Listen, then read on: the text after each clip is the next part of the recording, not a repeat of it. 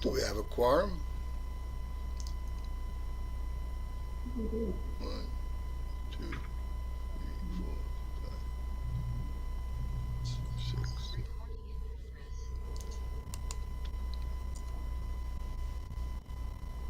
Well, welcome. We'll get the Community Services Board meeting started.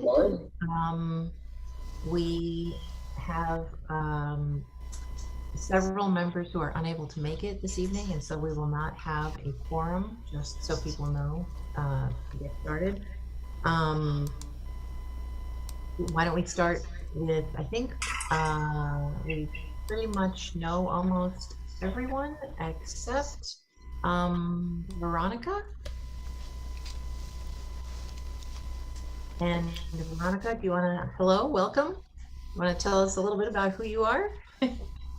Hi, sure. I've been at one meeting so far, that I guess was the non-traditional meeting last month. My name is Veronica Pillar. I'm a Tompkins County legislator, and I am, as I'm sure you know, not a member of this board, but just the liaison between the legislature and this. So grateful to be here. Thanks for having me. I'm looking forward to continuing to plug in more thoroughly with what the county can do around mental health issues. Well, thank you for reintroducing yourself. Now when you said that, it jogged my memory, and I did recall seeing you last month, and I apologize that I had forgotten who you were. So thank you for joining us. We appreciate your support. So let's start out by asking if, after having taken a look at the agenda, anyone has any additions or deletions that they would like to make? If we don't have a quorum, do we delete the executive session? Yeah, we will need to do that. And I think we probably should also defer, well, I don't know how that works. Will we defer the nominating committee update? Given that we would I need believe more- the update was, I think the update was just about how the elections went. But then okay. at the end that was going to be the executive session about people who have applied to be on different subcommittees in the board. I guess we'll have to wait a little longer. Yes. How's Okay. Question. Yes, you? How many members are on the board? There's 15 positions on the board, 3 vacancies. Right, since we have 3 vacancies and we have 7 people out of the 13, don't we have a quorum? Yeah. I thought we went through this before, and it was 50% plus 1 of the total of the board, independent of vacant positions. Right. Meaning it's always 8. The problem with that is if we can't have a quorum in order to get new people onto the board, then I mean, it could be sort of a revolving door where we don't have enough people, and then we can't get people on the board, and then we don't have enough people. Yeah, So- appointing people to the board does not require your recommendation. The legislature is the appointing authority, so they could fill vacant positions even if you Without never. our approval. I Okay, must have not been at that meeting where we agreed on 8 all the time, because I've been to other meetings where if we don't have 15, we have 14, in this case 13, then 7 is more than half of the board members that we have. I'm pretty sure it was the bylaws. I will look it up while you guys talk, and if we do, then we can vote on stuff. Yes, Larry? I would suggest that this is a very unusual situation. I don't think I've been to a board meeting where we've failed to meet the quorum. And I would suggest that since having 3 vacancies on the board is urgent. I don't want to downplay it, but waiting to May to make a recommendation to the legislature isn't a huge problem for me. And I would prefer that the board have a chance to look at the applicant and make a recommendation as we have, instead of just forwarding them to the legislature and asking them to appoint, even though the legislature has that authority and can do it. They've usually waited for our recommendation, and I don't think it's an emergency unless other people disagree. Yeah. can I just say something? I agree with what you're saying, but I disagree that it doesn't matter because we have people that have been waiting for a Okay. little bit. And that's the only thing that bothers me is that sometimes people get a little frustrated wondering why they're just kind of out there waiting and waiting. But I see the other points from people. So whatever way we decide to go, I'm okay. I just wanted to bring that up. Yeah.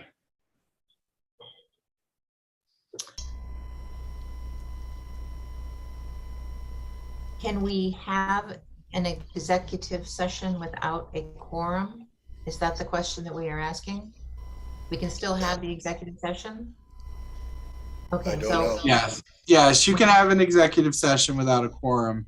You So just I can't would take action. propose- Okay, so I would propose that we have the executive session, at which point there will be names that the nominating committee will put forward, and we can talk about if there are people who we can talk further about this relative to those specific individual situations and circumstances. Does that seem fair to both Yeah, people who have waited for a while? I have as well the as- answer, Maria, that can solve this. Stu is correct. It's one member, one more than 50% of appointed members. So I stand corrected and you guys have a quorum. Excellent. Well, very good. Then we'll go Kind ahead. of, do you have Yeah. them like right at your fingertips? That's very. I do. What a good listener you are. Okay, well, I was going to just move on from approval of the minutes, but since we now do have a quorum, I would like to ask if for a motion to approve the minutes from last month's meeting. Sheila, thank you very much. Do we have a second? Stu, thank you very much. Are there any changes or any comments on the minutes from last month that anyone would like to propose? Nope. Okay, can we have a vote going forward on approval of the minutes? All in favor? Great. The minutes are approved for last month. Next would be privilege of the floor. Do we have any questions or comments from anyone present who would like to take a moment? Okay, looks like we're good. And any announcements or correspondence that people would like to bring to the attention of the board? Great. Okay, moving on to the chair's report. The only item that I have that I would like to bring to the board's attention is that there are contracts with the agencies that contract with us that are coming up for signature. And those contracts are subject to board approval. The board, we don't have a process in place at the moment for the entire board to review those contracts prior to them being signed. And so I just wanted to talk quickly with the board about right now the process is that Harmony, as the chair of the mental health department, has reviewed and approved these. The legal department has reviewed and approved them. And so they are in the final stages, just pending approval of the board. What is the best way for all board members to feel that they have had the opportunity to review these contracts? And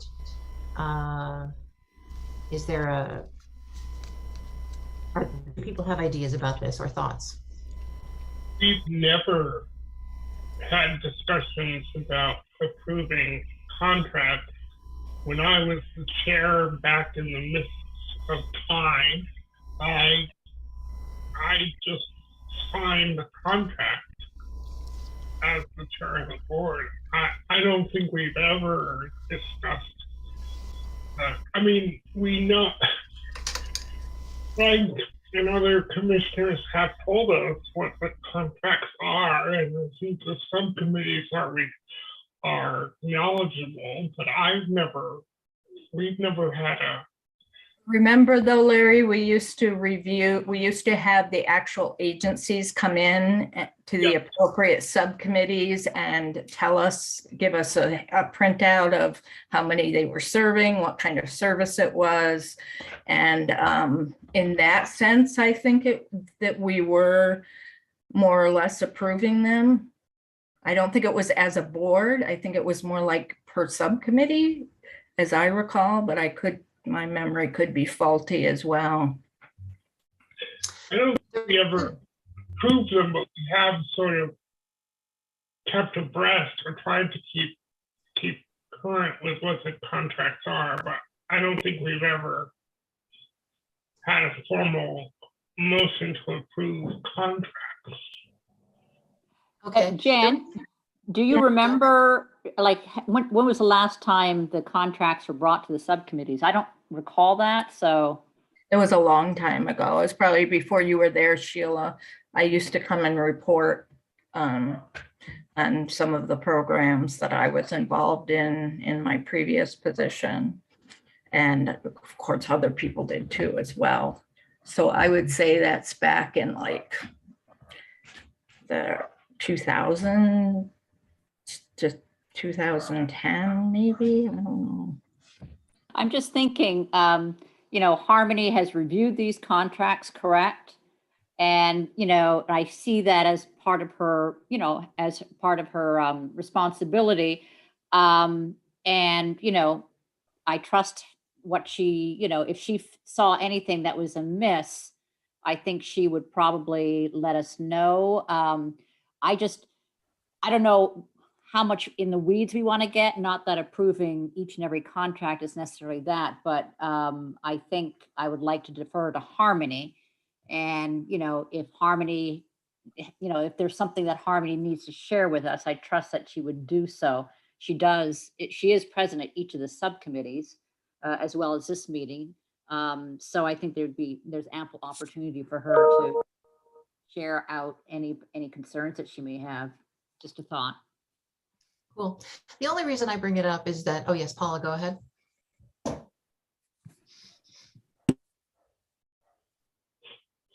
Yeah, I would similarly ask that if there was a big change in a contract, that would be something that it would be worthwhile for us to know about. Cool, thank you. The only reason I bring it up is because we have been having discussions in the bylaws committee about mission, and our one of the comments that has come up in previous meetings is people on the board feeling as if there has been some disconnect between the mission of designing programs and implementing and having a practical impact on the programs that are being offered, and what the board has been doing. So I just wanted to offer it as an opportunity if it's something that people felt would be a way of kind of integrating the board with the day-to-day work that is being done by the boots on the ground, as it were. Yes, Jan?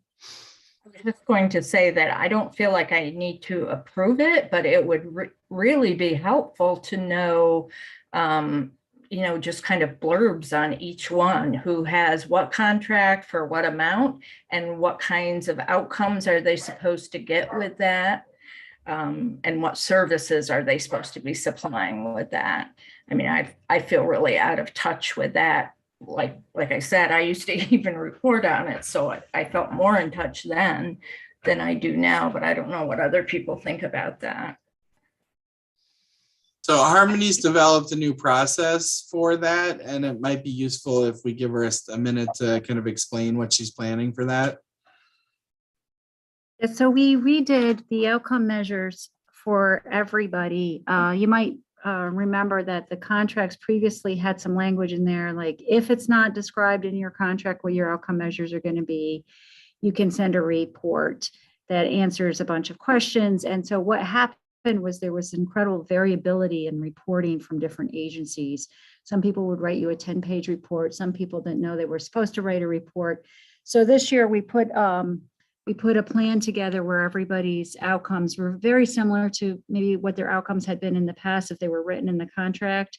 So we weren't demanding extra work for people, but we really looked at what those outcome measures were and tried to make them consistent in reporting for every agency. And they report on something, how much, how well, and how better off people are because of their services. And so what will happen, we're a little bit delayed. The contracts took time because I met with everyone separately about their contract. A lot of people said that was really helpful. They didn't really understand the ins and outs of their contract. And we worked through all these measures.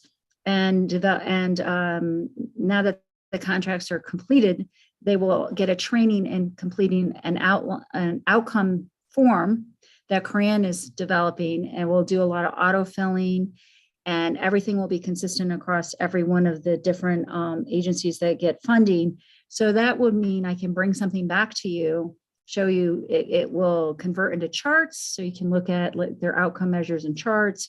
It will do a description, a very brief description of what their services are, and it will include a section in there about what are some things you would want people to know about maybe the barriers you're facing in delivering the service, and what are some of the exceptional things that have happened over the year.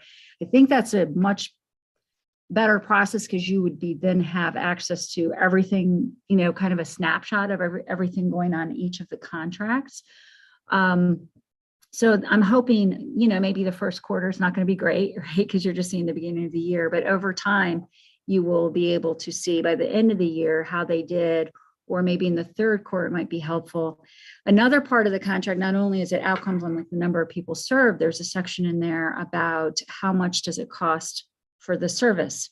So I think that helps us look at, are people good stewards of the government dollars that they're receiving as well. So there's financial accountability along with the outcomes of the services that they're providing. And if an agency is getting funds from different sources, so the money coming, most of this is dollars coming from the state, and then it passes through the county, they will include other funds they receive. So you can see the total cost of a service too. So maybe they're only getting maybe $100,000 or something for a service, but it really costs $700,000 to provide the service. Then we can also see that information, which I think is kind of helpful to know. What does it really cost to do some of these things in our community? So you'll have a new process, and happy to figure out a way how you want them. If you want to do a certain number of them in a meeting at a time, once we give them a couple of quarters to start having some real data to look at, you want to wait to the end of the year and look at it that way. But hopefully it'll be a very clear process, and everybody's sort of getting compared in the same kind of way. Sounds like a great process, Harmony. I agree, Jan. It's been a ton of work, I can tell you. But Yeah, I'm hoping it's going to turn out well. I agree. I think it's an excellent process. And to Jan's point, I think it is important for us as a board to know whether the outcomes of these agencies have or have not been met, and why or why not. So kind of, we don't need to, I think I would prefer to wait until we have more data. But I think it would be helpful to have that information brought to the board. I agree. Me too. Okay. Sounds great. All right. Well, thank you. I appreciate the discussion. The next item on our agenda is a follow-up on our meeting from last week, where we had multiple guest speakers who shared with us their both personal and professional experience in dealing with the epidemic of fentanyl-laced drugs that are on the streets.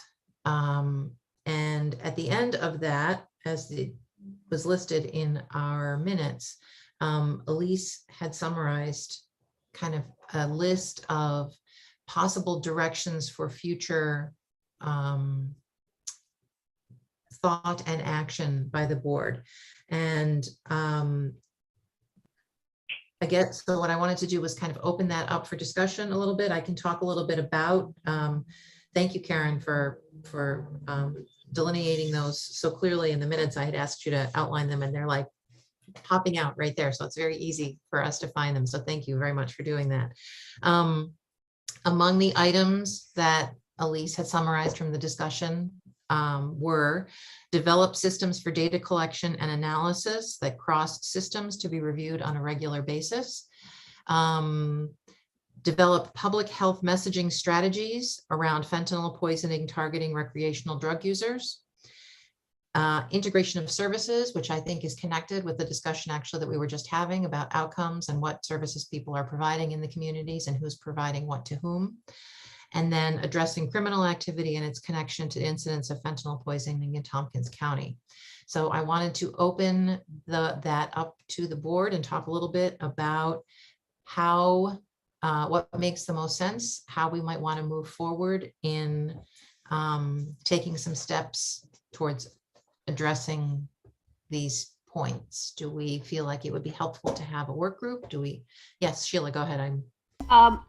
When we had Kevin on the board, as a member of the law enforcement, he would give us updates. And I think, and this is part of the bigger discussion of board membership, I think it would be very helpful if we could get a member of law enforcement back on the board, because perhaps they would help, with that one point that Elise made about addressing criminal activity and its connection to incidents. We don't have that information, but perhaps someone from law enforcement would be able to provide that information. We could also have them as guests. I mean, if barring not having a member, because I think we talked about the person who is the head of the Reimagining Public Safety, isn't it right, Frank? You had suggested that maybe we should ask that person. I think the sheriff's office actually had somebody that was going to be head of their kind of CIT group, and they were waiting for that person to get appointed. Harmony, you might know better.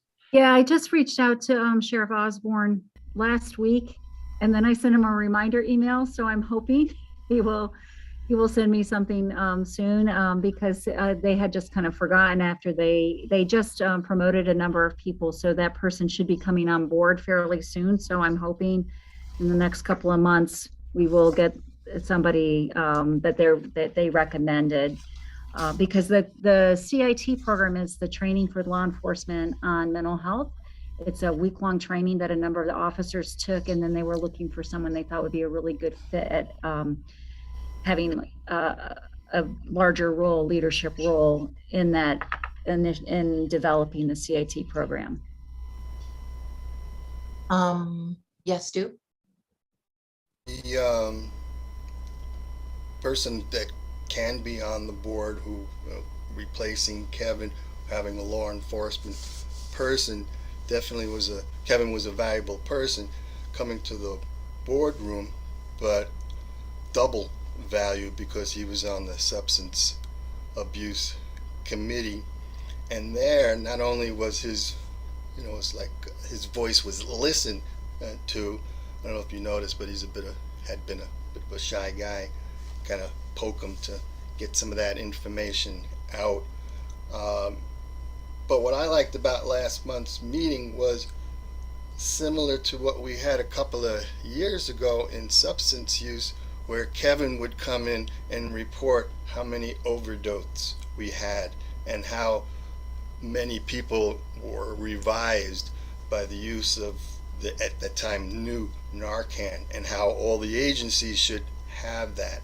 The head of the fire department, forgot his name, had his anecdotal stories of what was happening out there in the community. And because of a lot of interaction and conversation, people seem to get a lot of this work done outside of their of the committee, outside of the board, and then the agencies started to act. And I know this is something that we've been dealing with for the last 4 years or so, but it seemed to, I don't want to use the word quiet down, but we didn't give it the same kind of intensity that we did a couple of years ago. Hey, well, welcome COVID, to take up some of the space and time about talking about some of these things. But I know Frank and company do a good job in getting out the numbers, who's sick, who's from the county, who died, and people want to know that. I don't know if people want to know how many people overdosed or actually died from it, I but think certainly, that's exactly what was asked last month. right, right. But in my circle and in the committee, that is exactly what we wanted to know, and by them asking that in the last board meeting was okay, good. Maybe something will occur from that so that we can have a picture of what's really going on outside, as opposed to having to rely on Kevin, who's on the front line, or the head of the fire department, who's also on the front line. We had a guy who did autopsies for the county. A lot of good input from him because he saw people who were dying from a variety of things, including, oh, I thought this was cocaine. It turns out it was fentanyl, according to his friend, and took 10 times the amount that he would normally take. That's why he overdosed. That's why he died. Just lack of education out there that this is epidemic still going on. Just the notice of how many people OD'd this week, how many people have died from that. That seemed to turn it around a few years ago, but then it kind of lost its power, its luster, its energy. A lot of the resources, again, went towards dealing with COVID. So I don't have the exact idea of what to do, but I know that Harmony and I talked about how important it is for our board to get somebody of representation from law enforcement, from the judge. I know Osborne was asked on my side, and I think you had, Harmony, a couple of people from law enforcement that you were talking to, but yet we still haven't pulled that trigger to get that person on board. But it's certainly a conscious thought on the nominating committee, as well as on the substance use committee, to get that person who is in the know, who can then spread that information throughout the community. I think information can help save lives, and I'll stop there. Thank you. Sully? Yes, good evening, everyone. So I just had a few questions as far as when asking these questions, or more so, I personally, I don't know what our power, so to speak, or what we have access to, or what are we able to do as far as the board.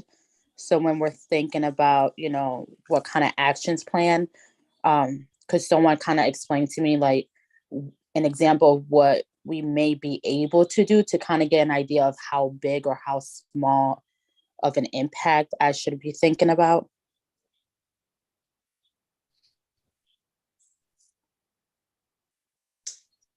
Does someone, what, Jan, were you gonna? I wasn't going to answer that exactly. Oh, okay, I'm Just sorry, I had thought a- I saw your hand. Go ahead, My Larry. I hand think was you up responded. before about something else. Okay, I'm sorry. Larry, did you want to Okay. respond to something? Yeah, just quickly,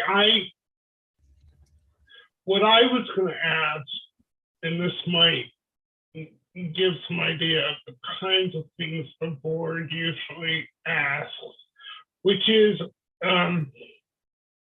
now that the merger is going forward, and certainly the problem of fentanyl, the fake pills and fentanyl overdoses and other kinds of overdoses are a public health problem.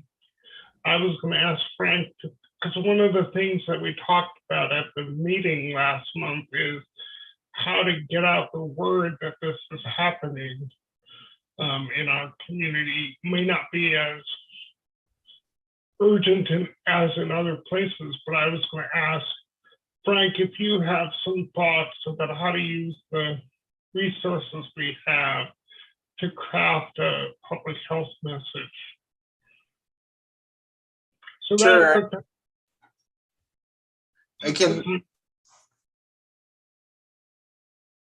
can certainly try and answer Sully's question as well.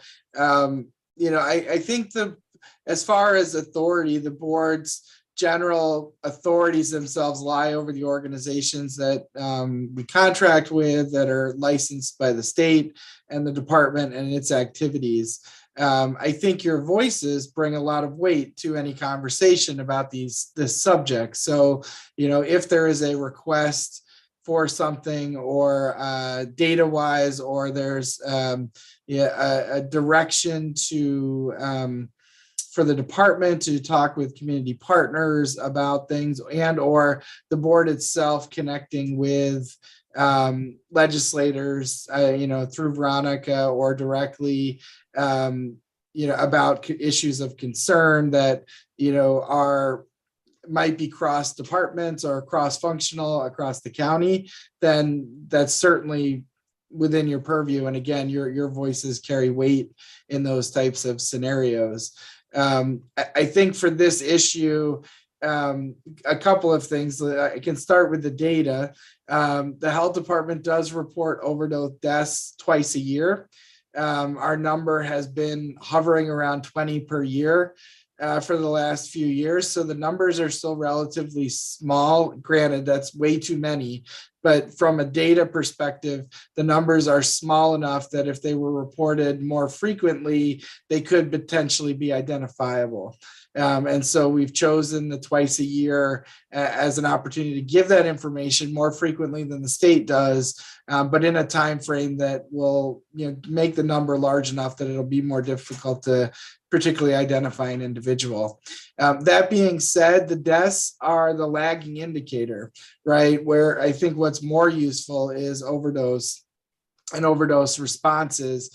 What I do know is the Department of Emergency Response, who operates the 911 center, does report statistics to the Public Safety Committee of the legislature. I think the family that spoke last week was referencing some of that when they spoke.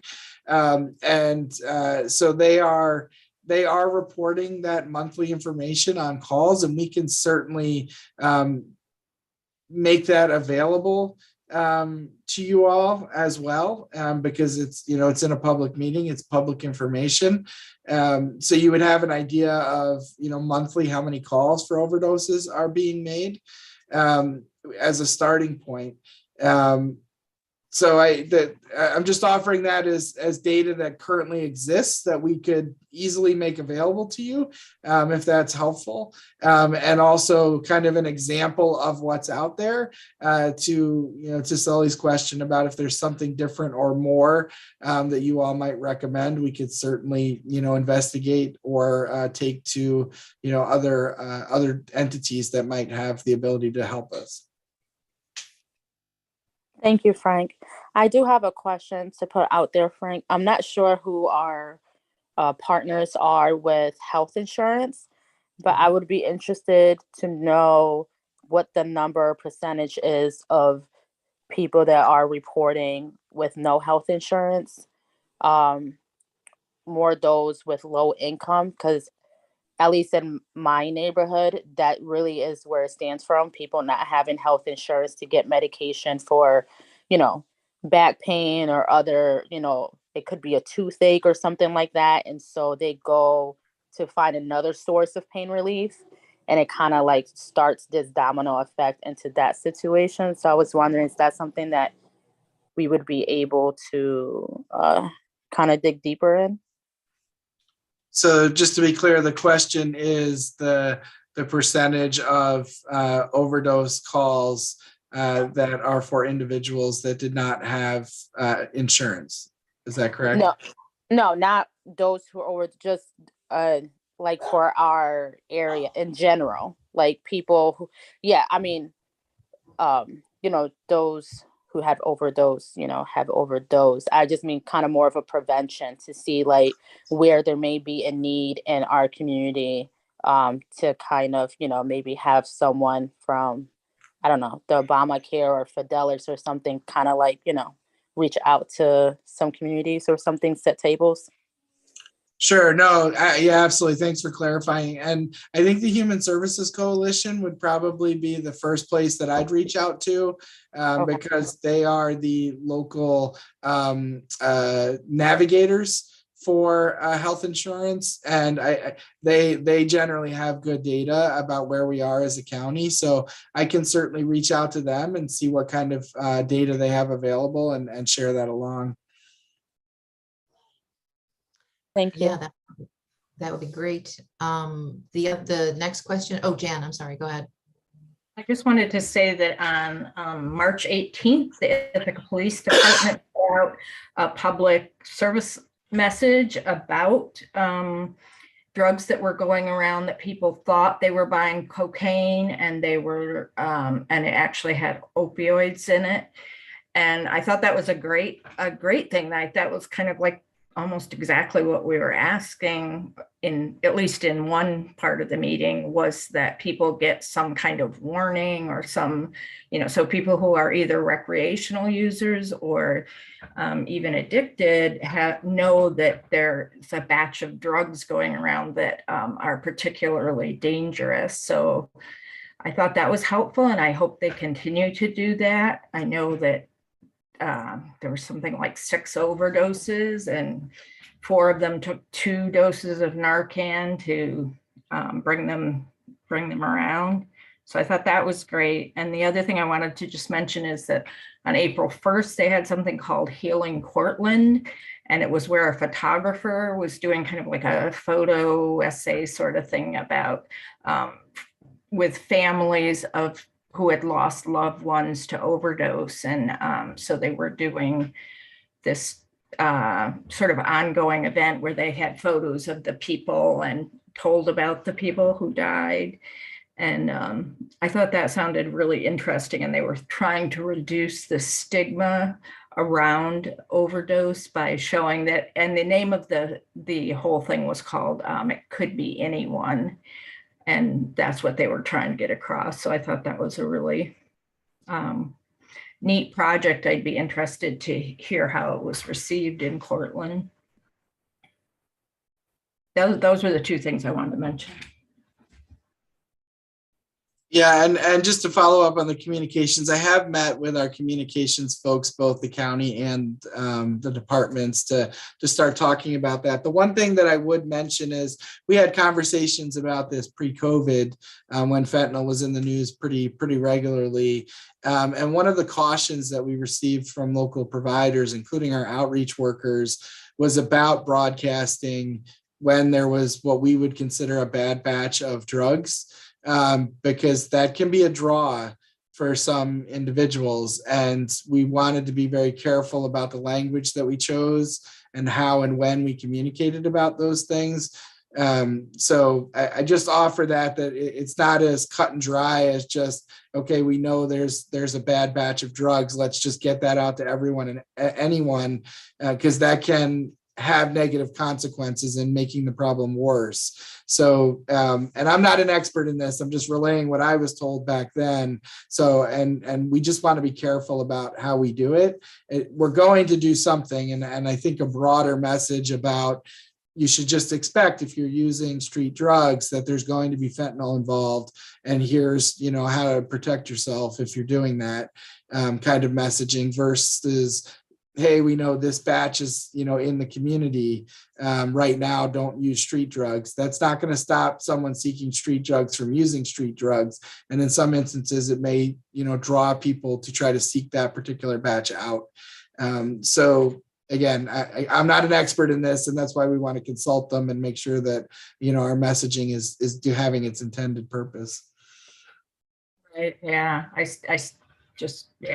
just thought that was great that it went out, but I didn't even think about that side effect that could be possible. That's why I don't do those things. Larry and then Paula. Larry, you had something you wanted to add? Yeah, sorry, I didn't raise my hand. I'm glad to hear though, Frank, that you are working with your team to craft these messages, because the messages are out there. I mean, there are other health departments and other entities who are doing this kind of, public relations stuff. So, we also don't have to reinvent the wheel. There's already people who are responding to this epidemic. I don't know who they are, but, there's got to be colleagues of yours who are dealing with the problem in their communities and have developed campaigns for responding to them. So we don't have to, those public health messages are already out there. Thank you. Paula? Yeah, I guess I wanted to ask if we really have a sense of how much it's people who are unaware that the drugs have fentanyl, and how many people are buying fentanyl because it's cheaper. Their money goes a lot further. Yeah, I think the challenge is there's no good answer to that question. It's probably a little bit of all of that. And that's what we're trying to balance here, is the appropriate messaging so that there is an awareness, and that folks that are using street drugs know how to best protect themselves. Fentanyl strips are becoming more popular. We're working with some of our partners to potentially apply for some federal grants to make fentanyl strips more available. Right, it's a a thing where it's a street test where you can just test your drugs to see if there's fentanyl present. Having Narcan available, regardless of whether you're an opiate user, is an important piece as well. So there is messaging that we can do, but I don't think we know the answer to that, Paula. I think what we do know is that our overdoses, particularly the deaths, have been predominantly a multi-drug overdose with fentanyl present. So it's happening with all the different types of drugs, that street drugs that people are using. So it is certainly a problem. Yeah, I don't know that I answered your question, other than to say I don't know that there is a good answer. And I think we need to go into it thinking it's probably all of those things. And we need to figure out how to get communications out for each of those different types of scenarios. Thank you. I wanted to just add that this is one of those times when the public health and mental health departments being combined is a real advantage, because we can take advantage of both the public health messaging apparatus and the mental health knowledge and agency. So I think this is a real opportunity for us as a combined department to move forward in this way. So it's nice to see the decision to combine the departments bearing this kind of fruit. Yes, Stu, did you want to add something? I'm sorry, Stu, you're muted. We can't hear you. There you go. Testing 1, 2, 3. Yep, we got you. Okay. Paul, the kind of questions that you were asking directly, having watched and heard a variety of answers, including, Frank's statement about, well, you announced that there's good drugs out there and people are going to try and seek them. My anecdotal look at the crisis is, and especially the person who died, came in last week, the family, my understanding, he did not know that there was fentanyl in there. He's not a fentanyl person, thought it was going to be cocaine, and whoa, surprise. And I think the majority of people that are using fentanyl really don't know they're using fentanyl. The suppliers going where the supply line starts in China, distributed in Mexico, and sent our way into the United States. The dealers have an idea about it, but the users, unless you try it, oh yes, this batch is very potent. But for a person trying it on occasion, you see those folks unusually high overdose because they don't know what's in it. They just were told by their dealer that this is cocaine, and in that last case, it wasn't cocaine. It was fentanyl. Back in the late '60s, Harper College, which is now State University at Binghamton, had a place where people would bring their drugs, and the place would identify what the drugs are, kind of similar to what we're trying to do with the fentanyl strips. You know, is this acid? Is this good acid? Is this strong?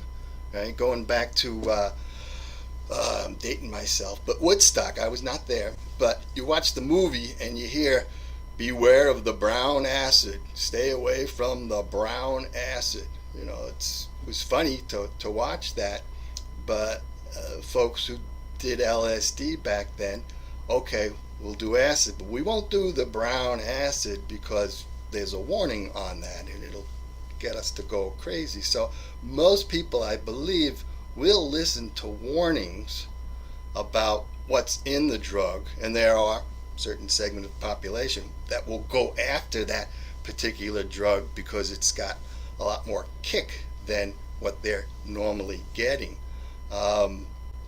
You know, you see the potency now of what do they call it? The marijuana that's being sold. A certain percentage of THC in there. You know, you had to guess. Is this a strong one? Is this a weak one? What does it do? That's legalized drugs, and you see it on pharmacies too. Street drugs, you know, they do their own custodial work, and it's through the word of mouth that you get to find out the potency. And once the dealer either lies to you or you're getting something that you're not supposed to get, yeah, that person may be out of business, but the next person's there to take his or her position. I think, just generally speaking, to let the public know that the drug you're trying may not be the drug you tried before.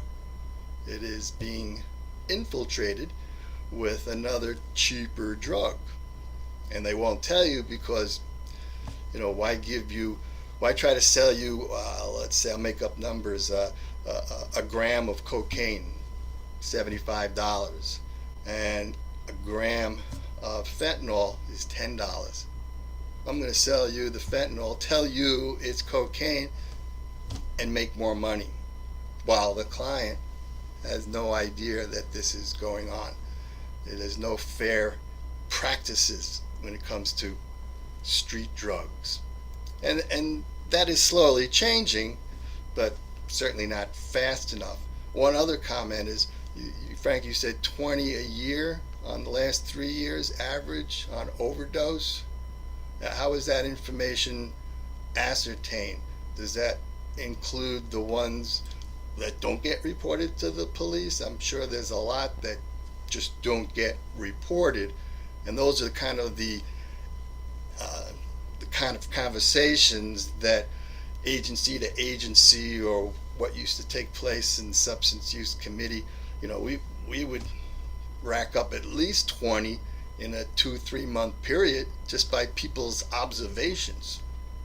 So maybe the numbers have gone down since then. That number is deaths, not overdoses. Okay. And every death is reportable to them, and those numbers come from the medical examiner. And any suspicious or unattended death is required to be reported to the medical examiner. So okay. there shouldn't. I thought you said overdose, not deaths. So yes, deaths would be, that's cut and dry. But the overdose, people who much higher. Yeah. Okay. Just wanted to point that out and make people aware. And I shared some links in the chat. The first one is the packet page from the most recent public safety report. And you'll see in there on packet page 22 is part of the Department of Emergency Response's monthly report on calls. And in that, it shows how many were for overdoses. I think in March, it might have been 19 Okay. Sorry, I've lost the window now, but I think it was 19. You can go to their packets each month and kind of see that.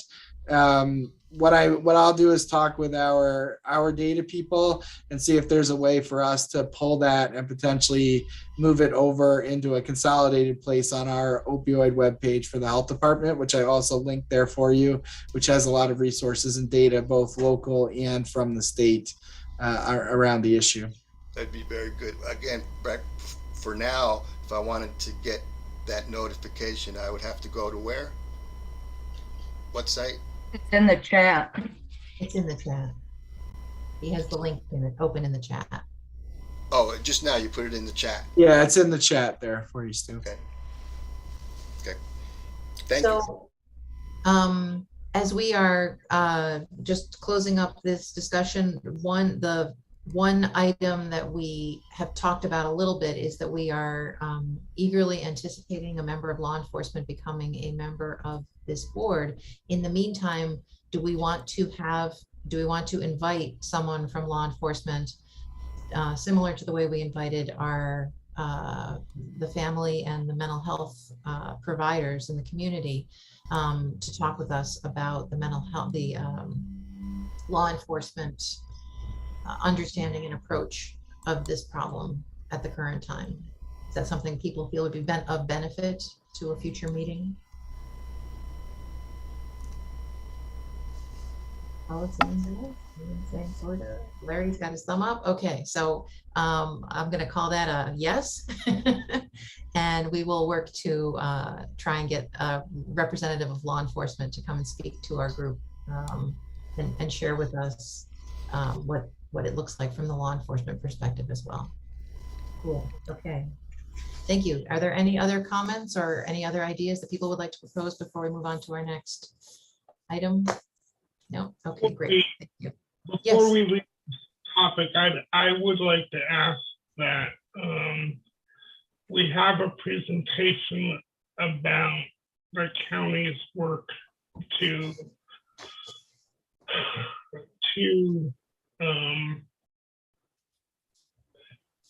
work with people who have more than one problem going on at one time. I mean, we have a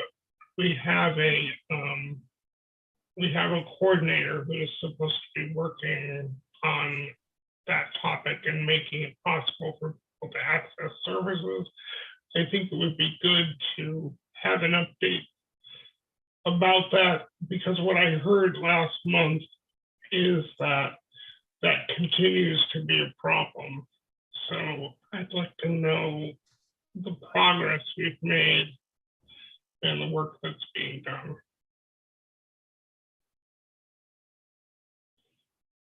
Okay, sounds great. We will add that as well, to reach out and see what we can, who would be the best person to come and share information with us about that. Rich Shaw, probably. Right? I mean, Harmony would know better than I would.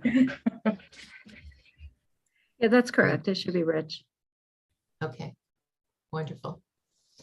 Okay, so our next agenda item is bylaws and charter discussion. And my understanding is that the bylaws committee has an upcoming meeting on in April sometime, still working to schedule it around people's availability.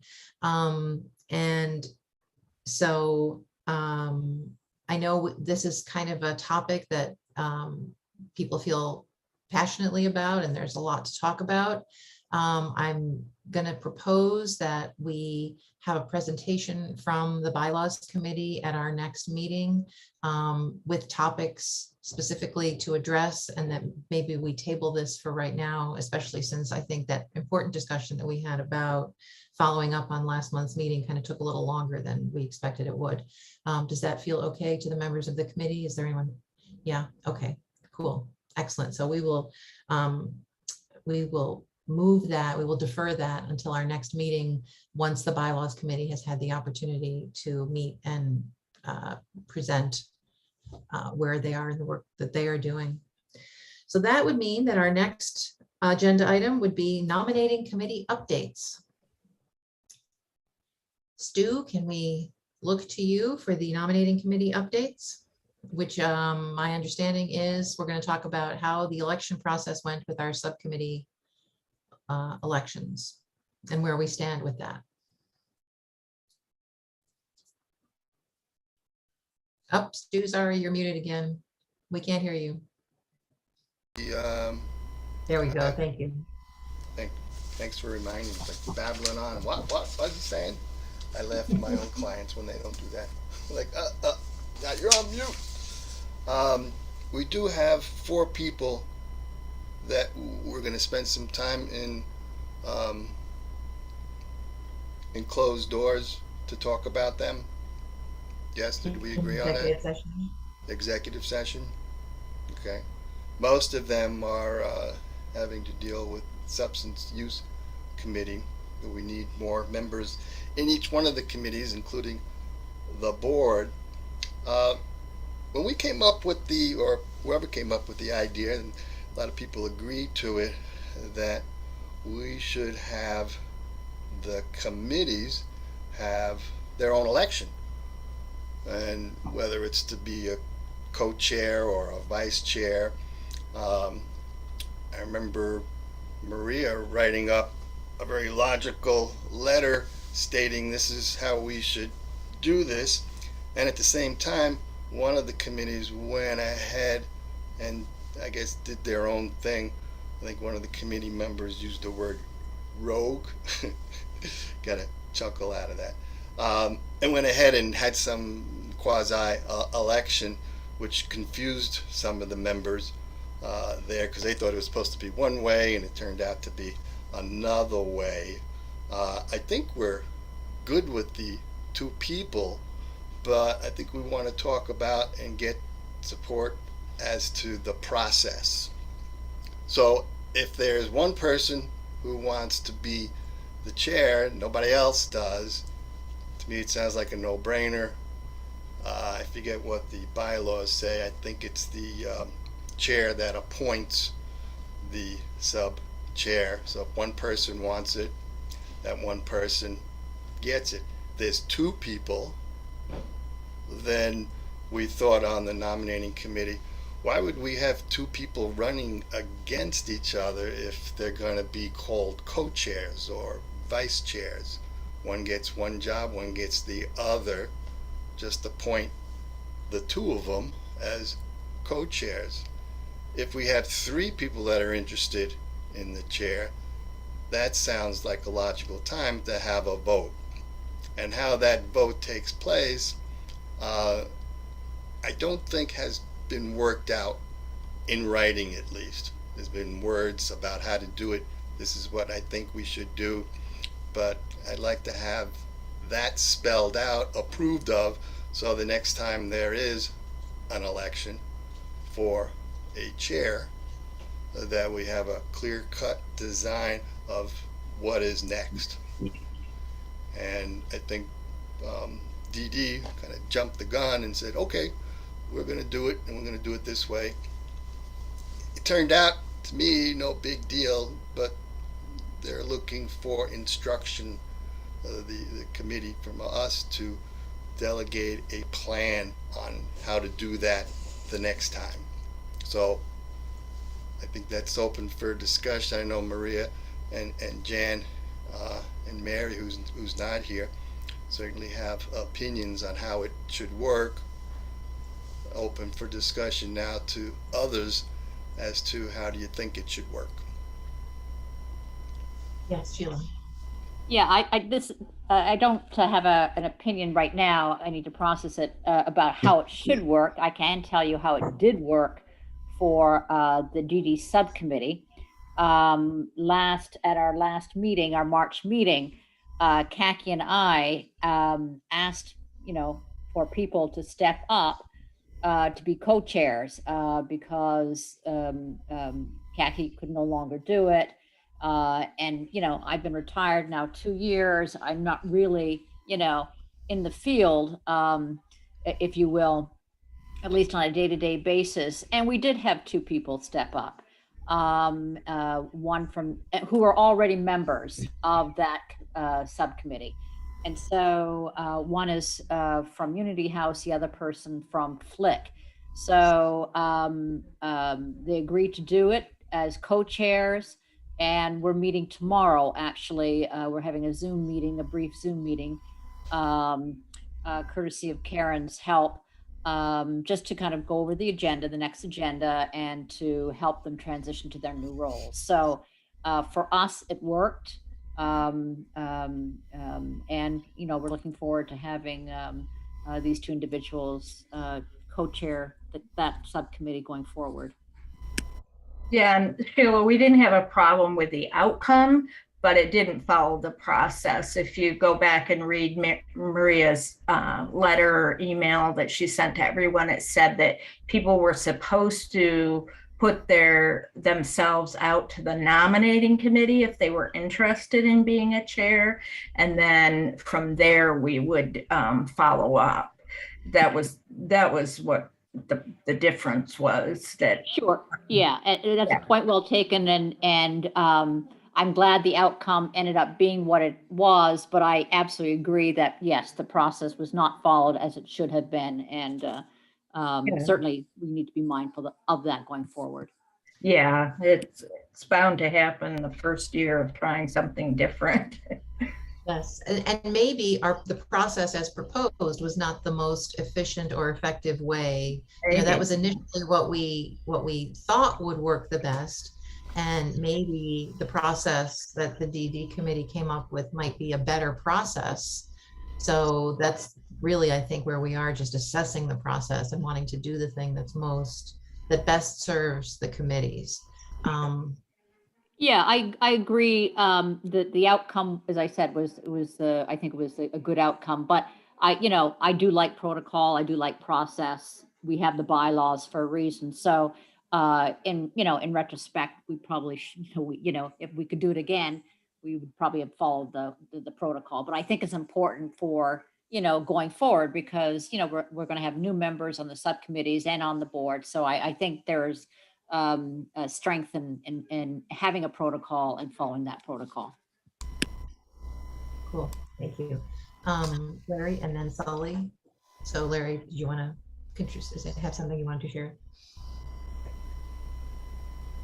Oh, Larry, I think you're muted. We're not hearing you. Hello? Yeah, so I was waiting to hear if anyone had put themselves forward to the nominating committee other than myself for the mental health subcommittee. I think what we should do when we do the bylaws, we should spell out what the process will be for recommending chairs to the chair. I mean, in the past, even while I was the chair, we would every year, open the idea that somebody else could be chair. But I think it would be better if the nominating committee held it or had some role in helping to run the elections. But in any case, I think the process for recommending the chair to recommending subcommittee chairs to the chair of the Community Services Board should be spelled out in bylaws. Yeah. Cool, thank you. So sorry, Larry, go ahead. Sorry, I had a thought as I was stopping thinking. What was I thinking? Oh, I also wonder how many people who saw the letter actually understood that they were supposed to, that they had a role to play. So we might want to think about a way to make sure that the subcommittee members know that we want their input. because even though the letter said if you want to put yourself forward, let the nominating committee know. The subcommittee members, I think, are not used to getting direction from the Community Services Board. So people may not have known what to do. Just a thought.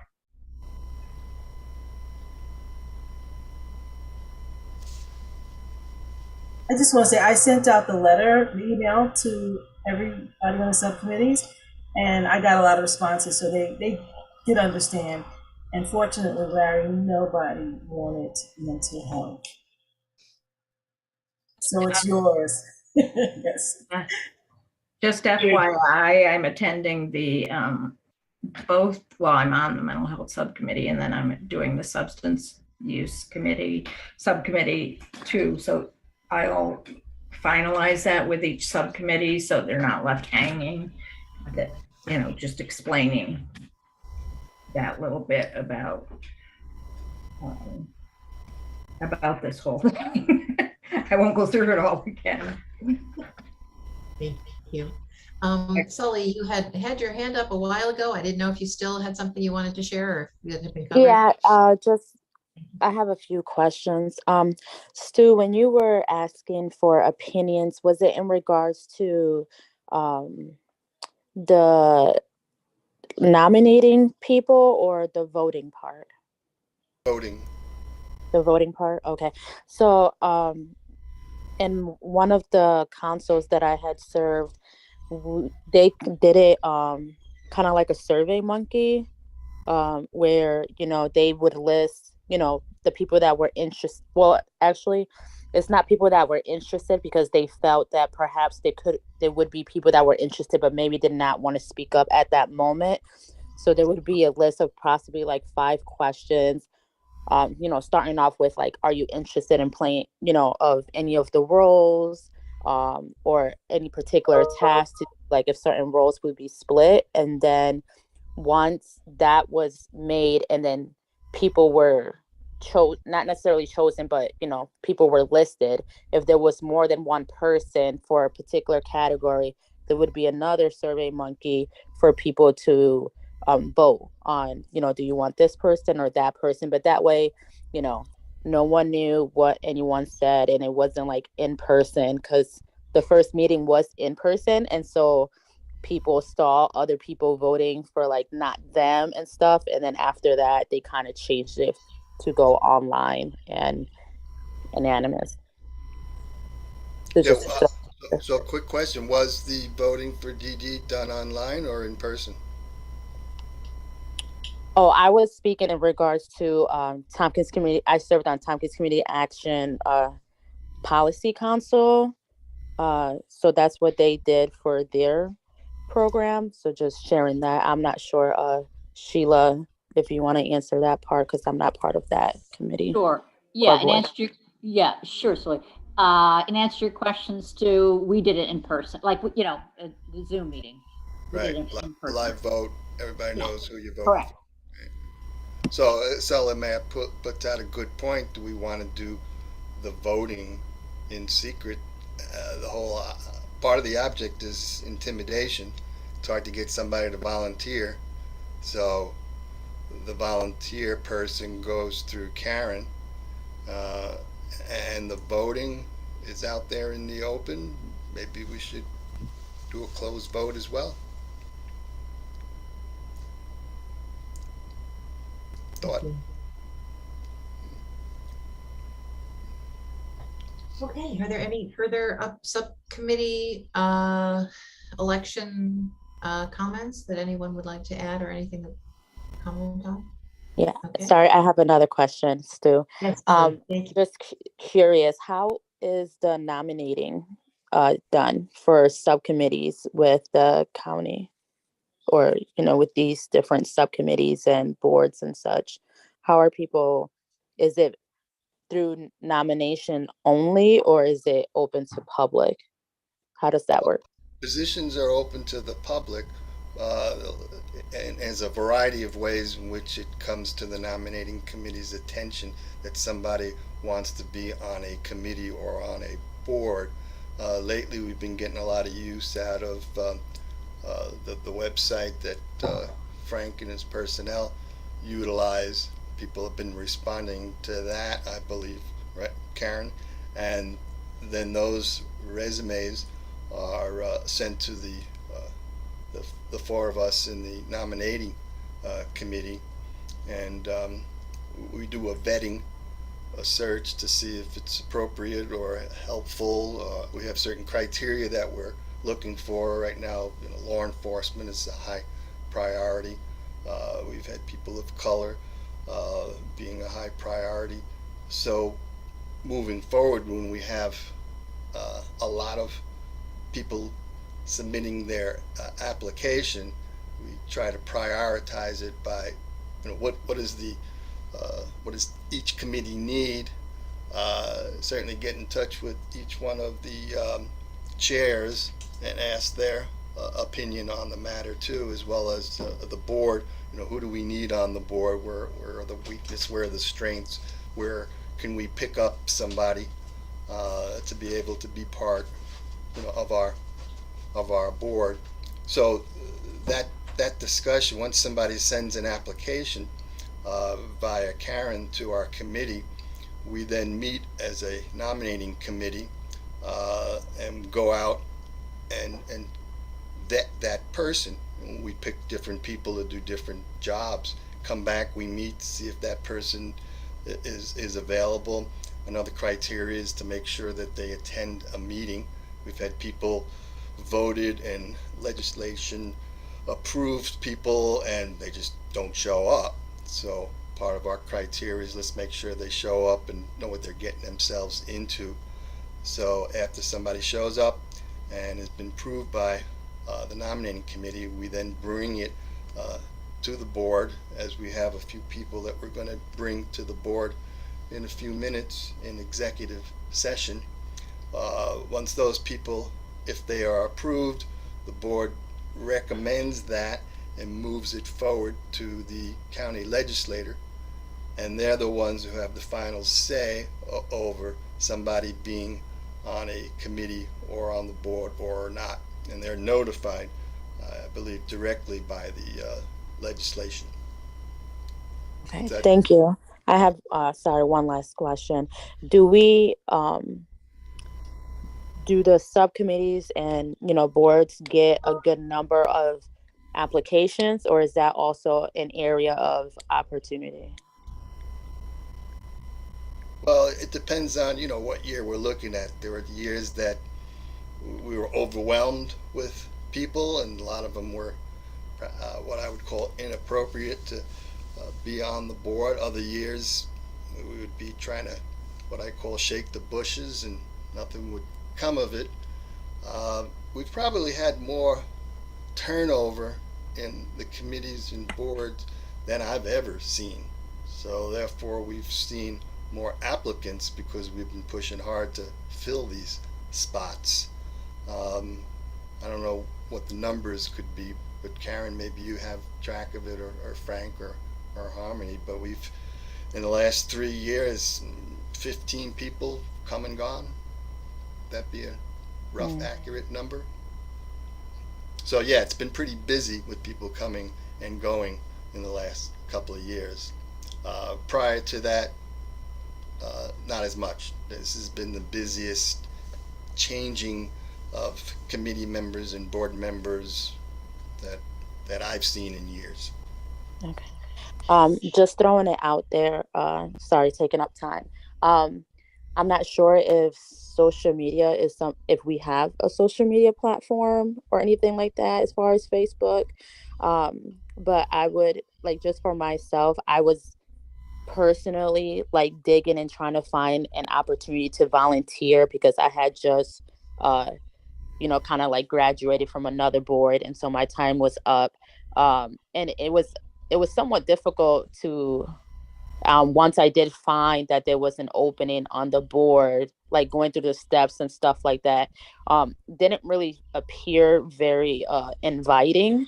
But I do work in administrative and stuff like that. So I just went through the process. But I would just say, or I would like to just throw out there that perhaps some sort of outreach that seem welcoming, like, do you have a passion for this, or are you a person of such and such, like throwing questions out there and then saying something like, you may be a great fit for our board. We have X amount of spots open. I think kind of changing the way that it's placed that, we're giving out the information or asking for help may, help us reach a different audience. Well, I like your ideas. I think, that kind of energy could be helpful in looking and finding people who are qualified. I'm going to refer to Frank and ask what takes place from the time that we ask you to put an ad out there to somebody responding. Does the ad change at all? Does it fit the needs of the particular committee? Kind of just piggybacking on what Tully May is saying and her use of Facebook. I don't think we use Facebook to solicit folks, but I am going to jump in and say that I think this is a really good discussion and one we should spend more time on, because I think some really important and creative ideas are coming up. And I don't want to keep people too long, and we do have 2 more agenda items. I know that the group wants some update on what's going on with the merger, and we do want to get to the executive session where we have the opportunity to talk about nominating new members. So if it's okay with people, I would like to add this as an agenda item for a future meeting. And hopefully we can get even more creative ideas generated, and transition at this time to have Frank give us an update on what's going on with the merger. Sure. Yeah. And I'll try to be quick. We're going to have a merger update on the agenda kind of here going forward, just to make sure there's always a check-in opportunity. There's a lot of excitement happening now, and some timelines I wanted you all to be aware of. So I'll start with the consultant for the branding, the new name and logo. We have selected Iron Designs, and we have our first meeting Thursday with them, with a small group of folks that will be helping do the discovery phase of that project. So that will be beginning Thursday, which is exciting. 3 to 5 months is kind of generally what we're thinking about for that process to kind of unfold. So our hope is that by early summer, we'll be in a position to be, having something that both boards have been able to support and the legislature can consider. We're also underway on some of the administrative administrative things that need to happen, in hopes that on January 1 of 2023, we will be a new merged organization. Meaning we'll have a new name, we'll have a new logo, we'll have a charter that's been updated, we'll have new bylaws for the 2 boards, and our chart of accounts will have been merged together.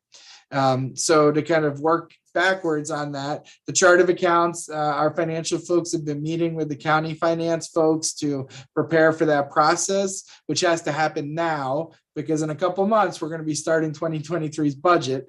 So we're working to figure all that part out. So that should be done. You guys were talking about the bylaws earlier. There's a bit of a clock now on that work. So if the legislature is going to change the charter and approve your bylaws in preparation for 2023, they would need to do that in December at the latest. So to meet a December deadline, that means we're going to have the information to the committees of the legislature by October. Right. So that gives the committees a chance to hear everything. And if they have questions or want adjustments, we need to have a month's time to bring it back to their November meeting. So that way it could get to the full legislature in December. So by October 1, having our updated bylaws and a draft charter prepared, along with a selected name and logo for the legislature for consideration. So that means in order to get to them by October, you all and the Board of Health would have to have made your decisions no later than September. So when you start working backwards, we're getting to the point where we need to be in a place that by the end of summer, we've got all of these things lined up and ready for the formal review process. So just wanted to kind of lay that timeline out as you're, going to dig into your bylaws work now. The Board of Health is also looking at their bylaws, and they are very much interested in at some point coming together and trying to find out wherever we can provide alignment between the two bylaws to be able to make that happen in a way that makes sense to both boards. So that's kind of where we are. We've been in consultation with the county attorney's office, with our human resources department. So everyone is aware of kind of what we're doing and the timeline that we're doing it on in preparation for kind of making this happen. So exciting stuff. It seems crazy to think that we might actually be there in January 1st, but I'm definitely excited to do that. On the kind of broader front of what does integration look like from a service perspective, there's a lot of work going on around that as well. We have a cross-functional team that's currently doing a network analysis, which is where we've asked everyone in both departments who they connect with. And then we're going to analyze that data and figure out ways where we can create new connections and relationship building. And then we're also in the process of developing a cross-functional team around children's and youth services. So it's obviously a priority for us, and it is a place where we share many, many clients. So we are looking to put that team together. Senior leadership is doing some initial work to kind of put a scope and charter together. And we're hopefully in the next couple of weeks going to be pulling that cross-functional team together to begin that work, which is going to include some co-location in the two buildings and some of the exciting things that I think everybody was interested in when we were, really talking about what merger was going to look like for our clients. So we've got some really good integration work going on. And then we've also got the administrative functions of, actually formally merging the two departments together in the county's administrative process underway. So just wanted to give you guys that update. I'm happy to answer any questions and take it from there. Thank you. And if I could, I'd like to defer questions since we are running over time, but we'll make plenty of time for questions and for more updates at our next meeting. And if we could, I'd like to move to executive session. Stu has a motion. Someone second. Paula, thank you. For an executive session, You got to do a vote, Maria. Oh, I'm sorry. And all in favor of moving to executive session? Great. Okay. All right, give me 1 second to stop stream.